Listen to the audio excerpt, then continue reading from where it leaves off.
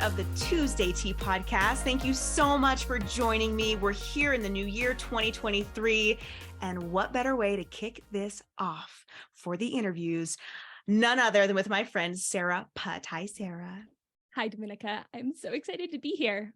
I'm so excited you're here. We met in such a unique way. So unique. Can I share that? Would that be? Of course. Yeah. Okay. So first of all, as many of you know, I'm originally from the Bay Area. Now I live in Northern Colorado. Sarah also from California, now living in Northern Colorado.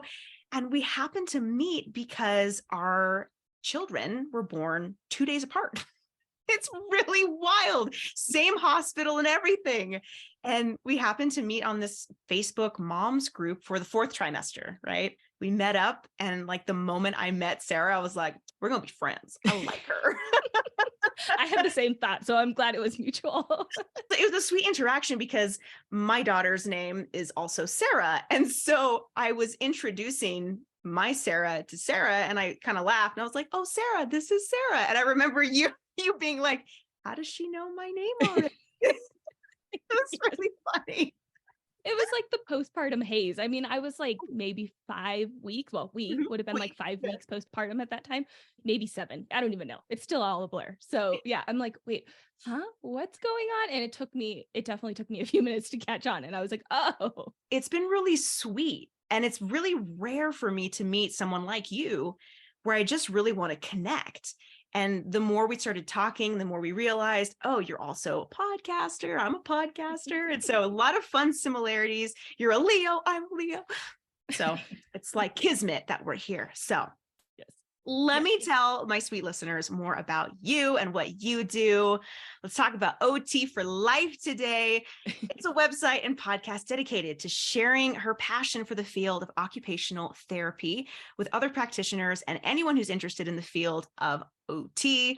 And it's her hope that she can inspire other OT practitioners and bring awareness to interesting topics within her field and connect with professionals for the advancement of OT as a whole. She also founded and she's running her private practice in Los Angeles. Well, I mean, you're still running it like from Colorado, but it's in Los Angeles still, which is amazing. And that provides occupational therapy services to children birth to 3 years of age in their homes, early intervention in a natural environment. And you have, obviously, you have employees and independent contractors who you work with. And I'm just in awe that you also have 2 kids under 2 and you're rocking it and you're here and the stars have aligned for us to do this episode. So thank you for being here. Hey, I think it took a lot for both of us to be here and for anybody listening, right? We're all going through things in our lives and we're here, we're going to do it. And yeah, I honestly, like, this is such an honor to be here. So I'm excited to talk about my passions and learn more about you. Cause like I said, when we were right before we started recording, I always learn something fun about Dominica every time we talk. So well, same. And that's what keeps this friendship fun. There's always something going on, I love it. I love it. Okay. So I really want to know the story because there's got to be one. Like, why occupational therapy? Why was that the focus for you early on? So to be completely honest, I didn't know what OT was. I did not know what occupational therapy was. I'd never heard of it. And I had been working as a paraeducator at a local school district. And then that kind of turned into a behavior therapist. And again, still OT hadn't even been in my realm at this point. And I was working at a preschool and I had an aide, one of the aides in the classroom came up to me and was just like, you'd make a wonderful OT. And I was like, huh? Like what? I don't even know. Like, those are just letters to me. I don't know. Like I had heard of PT, I had heard of speech, I had heard of, adaptive physical education. I had heard of all these kind of other professions, but I hadn't heard of OT. And so the aide was like, this is great. Like, I think you'd be a great OT. Why don't you follow one of the kids that I worked with? He gets OT. Why don't you go with him one day? And so I think I literally went that day or the next day. And I remember like walking across the playground to get to kind of the OT room and opening the door. And I kid you not, we open the door and we see all of the amazing fun things that were in this kind of OT sensory gym. Mm. And I meet Francesca, the occupational therapist that was working with the child that I worked with. And she was such a light in my life and just started explaining what occupational therapy was. She was telling me what she was doing. And like, I kid you not, my eyes, when I walked into that room, my eyes got so big and I was like, what is this? Like, you can get paid. This is a profession. And the kids' eyes were probably as big as mine, just like, oh my gosh, there's a ball pit and a scooter board and all these fun things. I was like, all these toys. And I literally, after that encounter, I went home, I started researching occupational therapy, what I had to do to become an occupational therapist, started to apply to schools and applied early decision to schools. And I started my kind of path to OT like 6 months later. Wow. Oh my gosh. Go Yeah. Francesca. Oh my, Yes. whoa. Mhm. So then specifically the early intervention piece, how did that come into play? If you would have asked me, like, probably even before I became an OT or even like in OT school or fresh out of OT school, I always knew that I was going to do pediatrics. Like kids, Oh. just they're my passion. Like I mentioned, I was working in a school district and it was always elementary school aged. And so I always knew that I had this passion to help kids. But I don't think I ever would have considered myself to be actually working with babies and working with little ones. And there was just kind of a lot of different things that happened. My first job out of OT school, I was working at a school district. I was working doing clinic-based services. And then I was also doing early intervention, working with babies.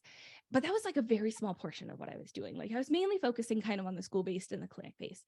And then after a few years, I started independent contracting and I stopped doing the school-based part and I was only doing clinic-based and the early intervention. Those were kind of my two realms at that moment. And after a while, I just learned and I started to recognize that I really wanted to be working with kids as early on as I possibly could, because I was starting to get kids that were 8, 9, 10 years of age that had never had any kind of formal therapy before. They required a lot of supports and services. I had this thought of like, if only I could have worked with this kid when they were 6 months old, 12 months old, 18 months old. Mm. And so I had this kind of realization of like, I really wanted to start working with kids and their families. And we'll get into that, I'm sure, a little bit later, that really pivotal, unique, special time in their lives when they are super young. And the other big thing is that I really wanted to be in the natural environment. Now, clinic-based therapy is great and it has its place, but I was facing all of these limitations not being in my client's natural environment. So Mm. those kind of two things together, when I say natural environment, when we're talking about babies, we're talking about their home, or we're talking about the places that they are going to typically within their lives, and this could be the library, this could be parks, this could be churches, like anything that really is kind of purposeful and the family's already going to. But more often than not, I'm going to their house. Like the other places are kind of maybe one-off things, or once in a while I might go there. But it's that natural environment where they're not coming to a clinic, they're not coming to a facility where the child doesn't spend a lot of time. I'm going into their space, using their furniture, using their toys. I'm becoming one of the family, right? Like I'm literally there. So it was kind of those two things that really led me to finding kind of my niche in early intervention and working with the littlest of littles. Aw, I imagine that's incredibly powerful to be in their space. It's not taking them out of their environment and going, where am I? I'm uncomfortable. What am I doing? So that's got to be powerful. Is that like a common practice, or did you just see a need for that? So in early intervention, now I'll kind of preface this by saying, depending on your location, early intervention can look slightly different across the board. Where my company is located in Los Angeles is going to be different than where it is where I live in Colorado, in different states, across different countries, regions. I mean, it can look different. So if anybody is curious about what early intervention looks like in their area, definitely Google, do some research and figure it out, because it is slightly different. But I'll kind of talk about my experience with it. And for the most part, working in the natural environment and going into their space is, I would say, pretty common practice, but it doesn't mean that it happens everywhere. Mhm. But in Los Angeles, and in most of the places and the other therapists and practitioners that I've talked to, most of them are going into the home, but there are some that are doing clinic-based or, kind of a facility-based type practice as well. So it really just depends. Okay.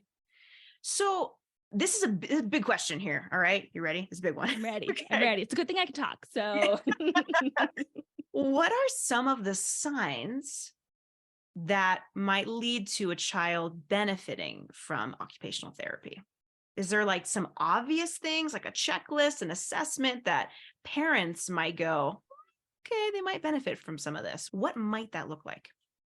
yeah, so great question. And again, like I just said, like it's going to be different across the board. But in my experience, basically there's kind of two different categories that a kid might fall into. And that would be the kids that would be receiving early intervention services. The first kind of category would be a kid that is at risk of a developmental delay. They might not have one at the moment, but something in their life is kind of setting them up at risk. So that could be prematurity, that could be exposure to drug and alcohol in utero, that could be maybe a sibling or a parent that has a developmental delay, anything like that, that kind of puts them at risk of having a developmental delay. And so typically what happens with those kids is that they will get assessed by the early intervention team. And then we kind of look at where their levels are. More often than not, those are the kids that are coming in. Maybe they're a couple weeks old, maybe they're a couple months old, and they might just need some monitoring where a therapist or a practitioner is kind of going in, checking in on them once a month, maybe twice a month, and just talking with the families, giving some education, and just making sure that they are hitting their milestones and kind of following that trajectory that they should be on. The other kind of category of kids are the kids that actually have a developmental delay. So that is if you're going to your pediatrician and maybe they're doing some sort of an assessment, they see that maybe their motor skills are lower than they would like to see, or maybe it's speech, maybe it's cognition. Every time you go to your pediatrician, they should be doing some sort of a developmental screen. I know it doesn't always happen, but in a perfect world, that's how it should be. They should be able to pinpoint or highlight if something, maybe if that child is just not right where they should be at that moment. So that would be kind of that second category where these kids get an assessment. Same thing, right? Same process. And then at that point, they would look at the scores, and if they were scoring lower in different areas, then of course that's when kind of these supports and services would be put in place. A lot of the times, kind of circling back to your question here, a lot of the times it is maybe a pediatrician that could be referring them to the early intervention team or program. It could be maybe a daycare teacher or staff member if your child is in daycare and they have a lot of experience with lots of other kids. We also get tons of self-referrals from the families. So either the parent, they're not quite sure what's going on, but they just have this inkling or they have this feeling that maybe their child needs additional supports. So really that kind of referral can kind of come from anywhere. You can definitely just look up different checklists online. There are some great resources. I know Pathways has a great one, and Dominica, we can link to all these in the show notes, but the CDC, Pathways, like if you put in what should my child be doing at blank months or blank age, you will see tons and tons of articles and stuff that you can kind of check. And then if you have any concerns, then you can reach out to your doctor, or you can also contact the early intervention program directly. Nice. Well, you just touched on something that I want to go into a little bit more. If I was in your shoes having two little ones, I imagine that Dr. Google could get a lot, right? Like kind of overwhelming. Not that you're doing that. Okay. But I Guilty. Guilty. we all are. Okay.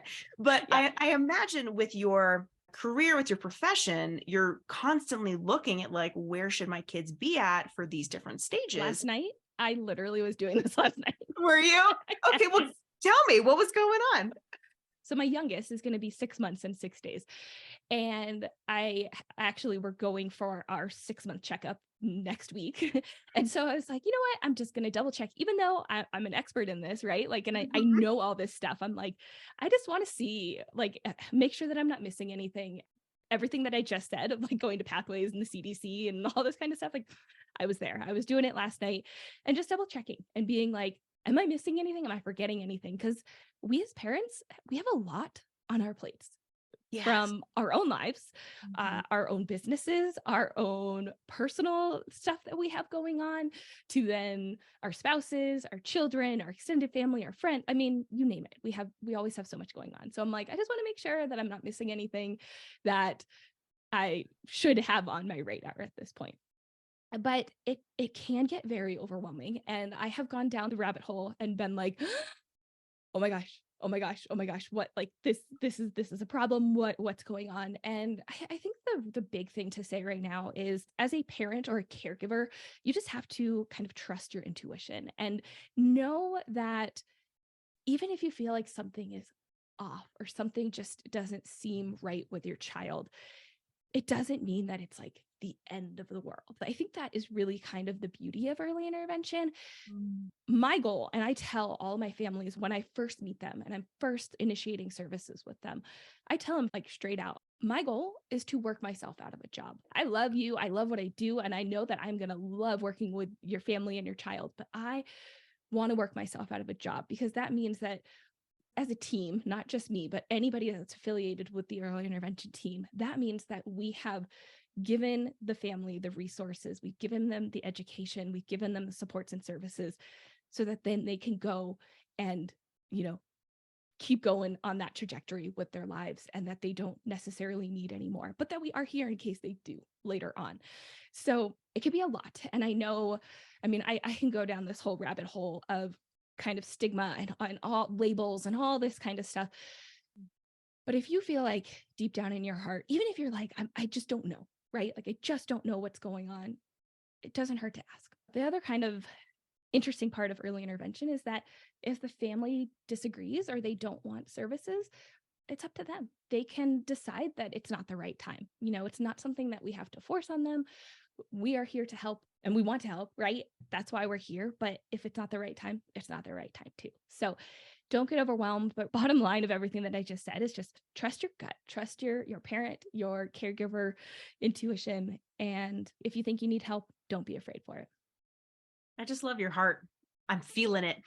I'm feeling the passion. It's very obvious that you're very good at what you do. Thank you. To what you said, to your point of your goal is to work yourself out of a job, that's how I feel as well with my clients. Quite literally, our jobs, right, is to make sure that, hey, this is great. And if something comes up, yeah, you can call me, but let's set the foundation now. Yep. And I love that you have the same philosophy for business. It's a really powerful one that not many people, I think, have a clear understanding on, which is unfortunate.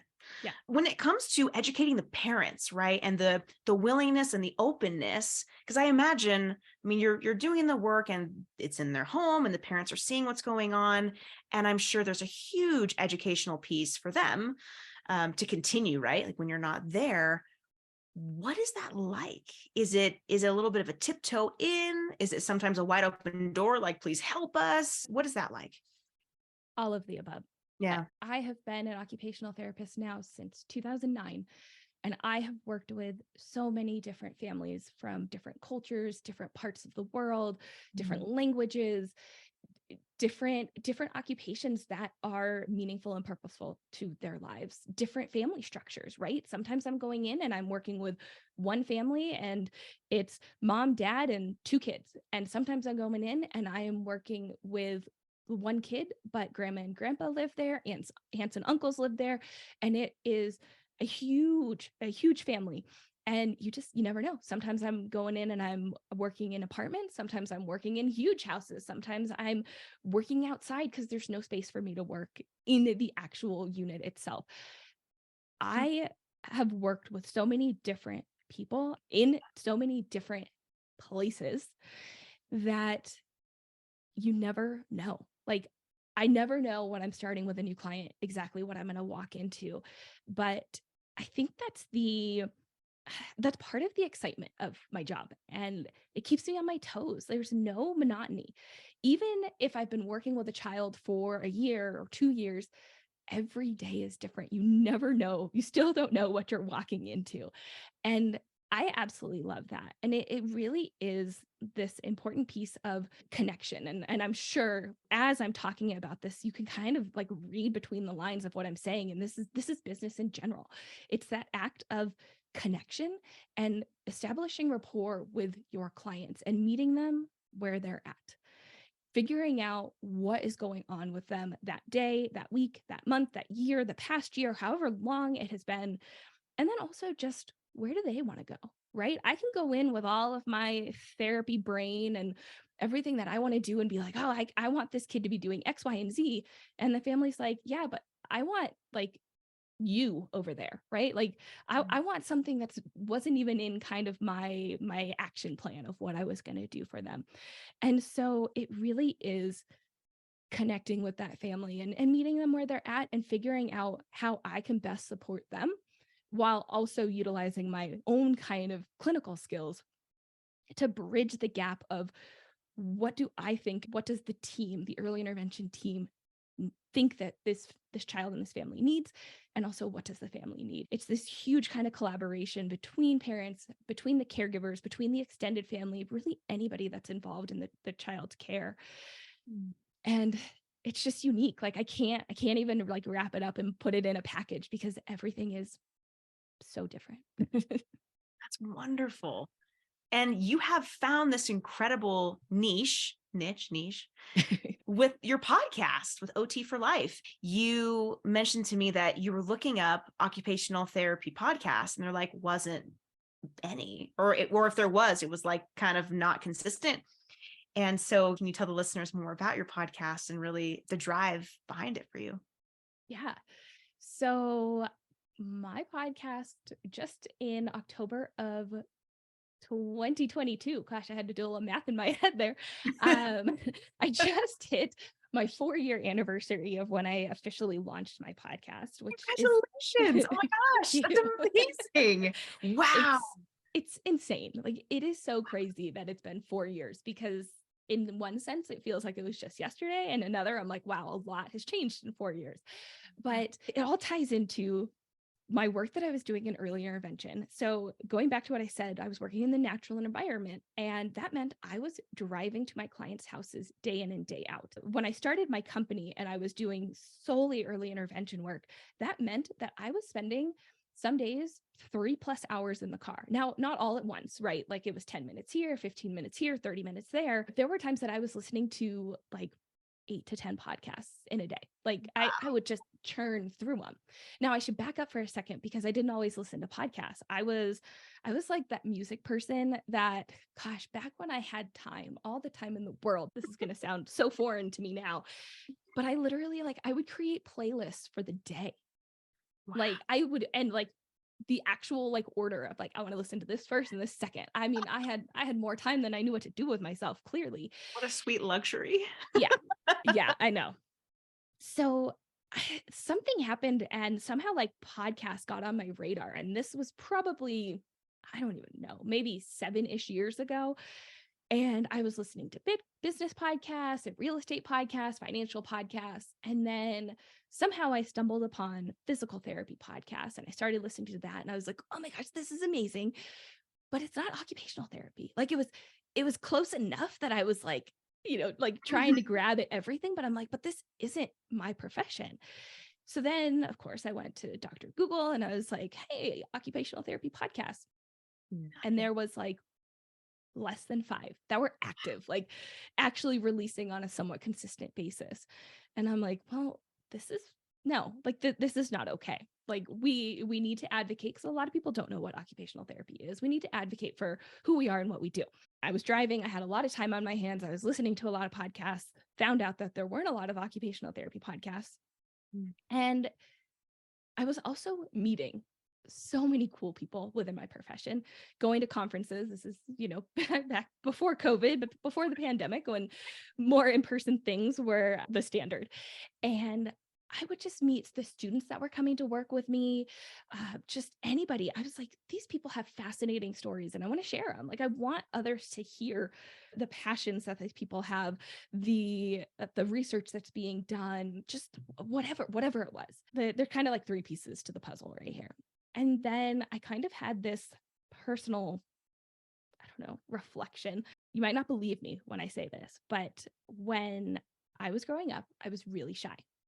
So shy that people didn't think that I talked. I had speech therapy services. I had a lot of people that would make very negative comments about me because I was so shy, and I was comfortable around some people and I talked to them, but if I was uncomfortable, I wouldn't talk. Mm, And so I had this kind of personal journey that I really wanted to work on my own public speaking. I wanted to get more confident in finding A and B using my voice. mm, So kind of those three things together, where there weren't enough OT podcasts, there were these amazing stories that I really wanted to share. mm. And I wanted to improve my own public speaking. That's what kind of led me to, well, why don't I start a podcast of my own? And it took me a while. I recorded like, oh my gosh, if if my friend Brock listens to this, he was a big part of me actually hitting record and then hitting launch. I think I recorded like 15 episodes before I even released one. Like I recorded for Wow. months before I even got up the courage to do it.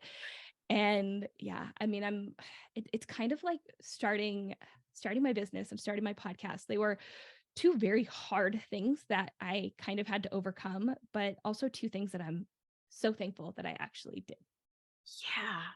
I remembered when you shared with me that you were shy before, and I thought, wow, I admire you for just taking that leap. And it's been 4 years. I mean, not many people have, first of all, the drive, but also just the sheer willpower to just keep doing it. And so I admire you for making that happen for yourself and recognizing that you're like, I want to, like, from a personal standpoint, I want to continue to work on these things in my life that are going to better serve me, my career. I say me, better serve you, your career, right? So that's I got amazing. you. It really is amazing. So with everything you've got going on, right? You've got your business. You just moved recently out here. There's so much going on. You've got two under two. Somehow, in that mix, you're probably feeding yourself. I hope you're feeding yourself and your family. Do you believe that there is such thing as like the work-life balance? What's that like for you in your world? Another really good question, because this is something that I think I've been kind of dabbling with a lot recently. And honestly, I don't really feel compelled to say that there really ever is a balance, but it's more learning how to navigate what you have at that moment, what you need at that moment, and what you want to do at that moment. Mm, So sometimes our lives are very heavily into our kind of personal spaces, and work, our professional side, kind of falls by the wayside or just isn't as important. I don't want to say isn't as important, but it just isn't as the main focus of something that we're doing. And sometimes our work is what is coming first, and something that we are really really focused on, and that maybe there's some other things that we don't have to pay as close attention to. Now of course we have to make sure our family is fed and safe and happy and all that kind of stuff, but maybe we're not planning big family vacations or something like that. And so I really feel like there's never really a balance, but it is just learning to navigate where you are at that moment, and the cards that you have dealt. And it's tricky. I mean, it's hard. I'm not even going to sugarcoat it. Like it's really hard. And I know, Dominica, you and I we're in a very similar stage of life right now with two almost 6-month olds here, and then another older sibling. And then of course with all our professional stuff that we want to do and accomplish as well. And it's just, I don't know. I don't really have any tips for it, but I'm learning to kind of just lean in. I'm learning to embrace where I'm at, and also just try to think about it as being a phase, and that it's not going to be like this forever. Things will change, things will get better, things might get worse as well. But it is a phase, and I don't know, hopefully at some point it will get to the level where everything is kind of working together, regardless if it's all equal or if one is a little bit more heavier or anything like that. But that's what I feel like. I don't think this balance exists, but maybe that's just me in my life. I 100% agree. I love your answer. I totally agree. It's just like finding where we can land amongst the chaos and making it our own, right? And just really living day to day, because I don't know what next week is going to hold. I have no idea. But I've so appreciated the opportunity to like send you a message at like midnight and then 2 a.m. and 4 a.m. Like, what's going on over there? The night is crazy. It's been really like, I cannot express this enough, just how appreciative I am, just knowing that eventually I know you've read it and you're going to respond. And it feels really sweet to be heard in that way, because we're in this like struggle bus together, but somehow we're going to get through it. Not that I want you to be in my struggle. That's not what I'm saying, but just like for some reason, when you have a tribe, a little bit of a tribe, it helps, I think. Right. Yeah. 2-kid thing is wild. And then for those, parents out there listening that have more than 2, whoa. I mean, I admire you and I commend you. Thank you for raising the future. Yes. This is some hard stuff. It really, but like my shirt says, if you're watching on YouTube, it says, I got this, but we got this. Yes. I wore this shirt just for the occasion, truly.